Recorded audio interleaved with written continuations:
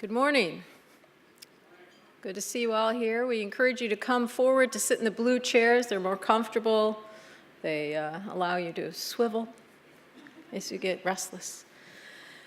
I'm going to go through just the introduction to the conference. We didn't have time to do it yesterday. We had a welcome yesterday. I just wanted to give you a little bit about the framing of why we're here. Why are we here? Well, if you look at the data from recent years on the status of children in our country, the well-being has been deteriorating for some time, and we tend to hover at the bottom of measures of child well-being. This is from the Organization of Economic, OECD. I'm not a morning person, so things don't come to my mind so easily. But anyway, the OECD shows us that we're near the bottom on many of the measures of child well-being, as you can see here.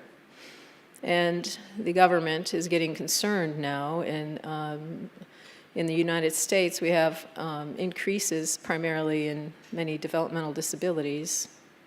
Bruce Perry yesterday also pointed out other data to us. So we should be thinking, we should be alarmed, I think, at what's going on. And so it's not just kids either. A recent report last year, 2013, Americans, U.S. citizens of all ages, no matter what their background, have a health disadvantage compared to 16 other nations. So there's something that we're not doing right or something that we need to change. And one of the causes, perhaps, or one of the issues that we might look at is what I'm calling shifting baselines.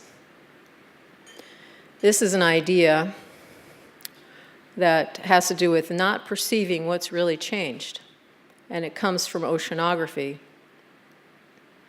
In the ocean, they noticed that oceanographers would assume that whatever the status of the ocean was when they were children was normal and appropriate. And what ends up happening is that you do not see the changes over generations that are occurring, the drastic shifts in ocean health, for example. And so instead of assuming this is the normal, which it used to be, you assume this is normal. And we have very empty oceans compared to what we used to have. You can also see this in other areas. Old growth national forests, the documentation that we have has these different year points. And you can see that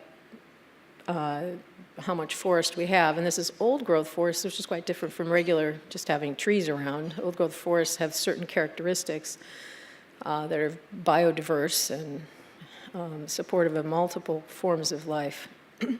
I've heard recently that USA has more trees in it than it ever had before. Well, little seedling trees is not the same as old growth forests. So again, it's like the shifting baseline. We're not paying attention. And I think the same thing's happening in our culture, our child rearing practices, what we think is normal for an individual's psychosocial neurobiology, what we think is normal for adult functioning in terms of well-being and morality. And all this becomes a cycle because the adults create the culture that creates the child rearing practices that creates the neurobiology that results. And so it's just an ongoing, I think, downward spiral. We know that every animal has a developmental nest or a niche for its offspring. It's a set of ecological and social circumstances that are typically inherited by members of a species. And you can see here mostly social mammals and what their early nest is comprised of, lots of touch and close proximity and responsiveness.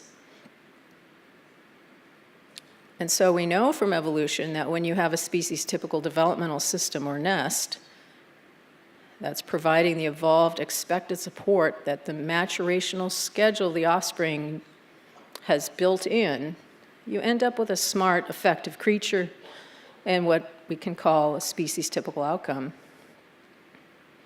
However, when you do not receive and do not have that species-typical nest, instead having a species-atypical developmental system, not receiving the support you evolved to expect, you're going to end up with a creature that is outside the normal range of intelligence and effectiveness and a species-atypical outcome. Well, you might ask them, well, what's the baseline for mammalian developmental needs? What's that nest that we should be considering as a baseline?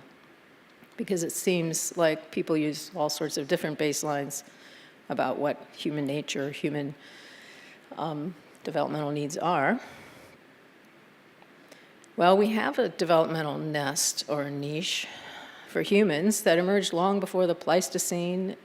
It emerged with the catarrhine mammals more than 30 million years ago, the social mammals. And we have a distinctive form because humans are so immature at birth, more so than any other animal, and have the longest maturational schedule. And we can see that these practices that I'm going to show you quickly in a moment were stable in our 99% of human genus history, which was spent in the small band hunter-gatherer kind of community.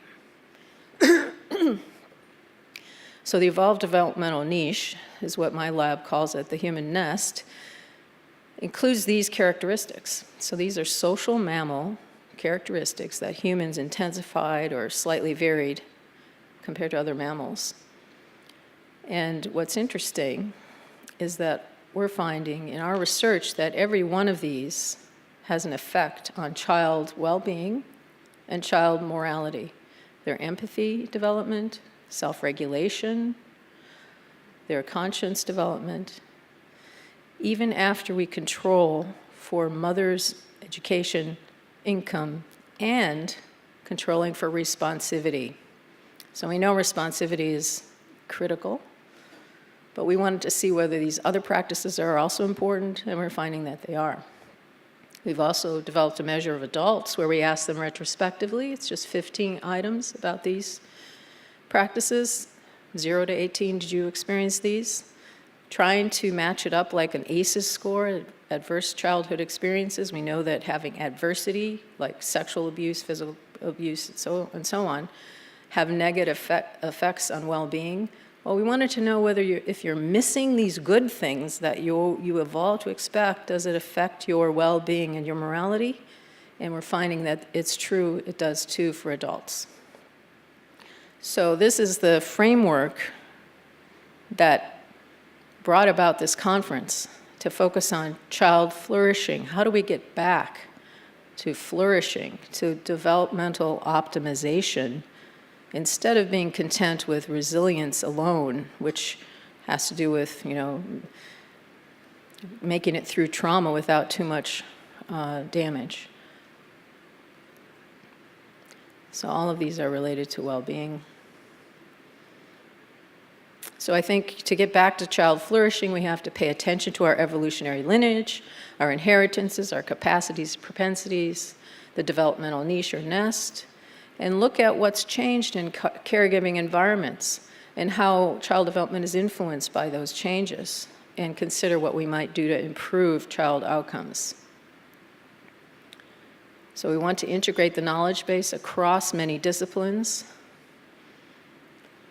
And so we've conducted now, this is the third of interdisciplinary symposia on early development in light of evolution and optimization, essentially. These symposia bring scholars from multiple disciplines, including the ones listed here. And in 2010, we had the Symposium on Human Nature and Early Experience. And we came out with a book from that symposium, which it's available, these books out in the book display from, from 11 to 2, I think. And then in 2012, We had Ancestral Landscapes and Human Evolution. Also another book came from that, out this year. And then this symposium. What does flourishing look like? What brings it about? What types of family environments foster flourishing? What types of community? What types of interventions? And we have multiple wonderful scholars who are here to share their wisdom with us. And I don't have time to name them all. I'm just going to flash them at you. But we have multiple areas that we're looking at: early cognitive and emotional development, biology of parenting, parenting biology, yes. So what's going on in the parents? We heard some of that from James Swain last night. Parenting contexts and practices, trauma and recovery. We heard from Bruce Perry yesterday. Community context. We heard from Josh Sparrow, Rianne Eisler, and Mary McMullen yesterday. Kin and siblings. And so we have much to do, much to think about. And as you noticed yesterday, we're encouraging each speaker to speak for about 45 minutes with 10 minutes for a discussion if possible. And we'll have 5-minute breaks, but you can get up and down as you will. So there's no formal break because we wanted to pack a lot in. And there's always a continuous coffee break in the other room. We encourage you to sit forward, though, because it is a small audience. It's more comfortable up here. If you can come, there's many blue chairs up here. And I think we'll start now. So my colleague, Julia Braungart-Rieker, will do our introduction.